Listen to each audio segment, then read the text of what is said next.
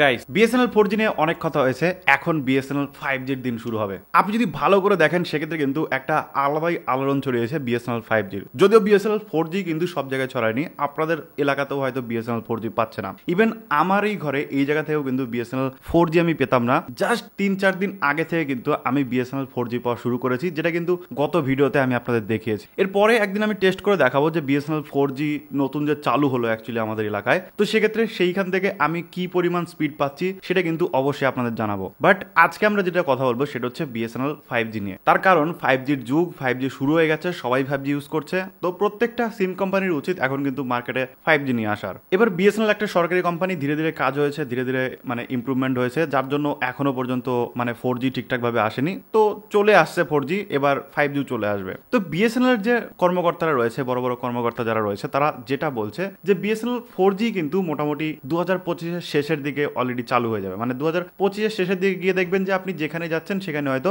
BSNL 4G আপনি পাচ্ছেন। But 5G কবে থেকে পাবেন? দেখুন, বিএসএনএল যে 5G তে কাজ হচ্ছে না এমন না, বিএসএনএল নিজেও কিন্তু 5Gর উপরে কাজ করছে। 4G ছড়াচ্ছে ঠিকই, কিন্তু 5Gর উপরেও কিন্তু তারা কাজ শুরু করেছে। কিন্তু 4G আগে ভালোভাবে আগে মানে কি বলে ছড়িয়ে নিক, তারপরে তো আপনি 5Gর চিন্তা করবেন। তো সেটাই কিন্তু বিএসএনএল করছে। 4G আগে ছড়িয়ে নিক, মোটামুটি 2025-এর শেষ অবধি কিন্তু আপনি 4G দেখতে পাবেন, এবং তার ঠিক 2-3 মাস পর থেকে কিন্তু বিএসএনএল বলছে তারা কিন্তু 5Gর উপরে কাজ শুরু করবে বা 5G রোল আউট করা শুরু করবে। তো সেক্ষেত্রে আপনি বুঝতেই পারছেন যে মোটামুটি প্রায় বছর দেড়েক লেগে যাবে এখনো বিএসএনএল 5G আসতে। আমিও চাই যে ধীরে ধীরে কোম্পানিগুলো আসুক, তার কারণ হচ্ছে এখন বর্তমানে আমরা মানে জিও, এয়ারটেল এদের কাছ থেকে ফ্রি 5G ইউজ করছি, এরপরে ভোডাফোনের কাছ থেকে করব, তারপরে আবার যখন 1-1.5 বছর পরে বিএসএনএল নিয়ে আসবে তখন যদি ও ফ্রিতে দেয় সেক্ষেত্রে বিএসএনএল কাছ থেকে ফ্রিতে ইউজ করবো। সো ভালো একটা ব্যাপার কিন্তু হবে। তো ওই জন্য চাইছি যে ধীরে ধীরেই আসুক, তাই না? তো ধীরে ধীরে আসলে একটা একটা একটা করে ইউজ করবো, অনেকদিন কিন্তু আমাদের চলে যাবে। সে একটা ভালো বিষয়। যদিও বিএসএনএল কিন্তু এখন অনেক মানুষই শিখছেন, মানে বিএসএনএল এ চলে যাচ্ছেন অন্যান্য সিম থেকে, যারা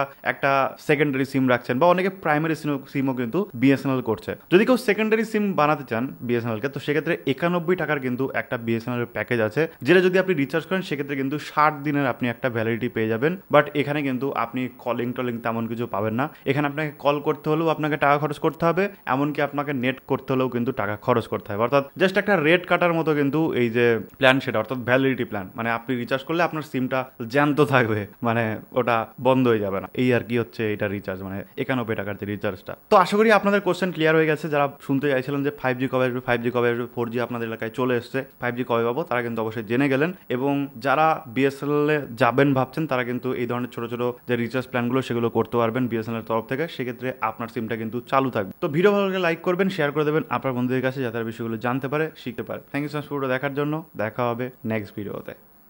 টাটা।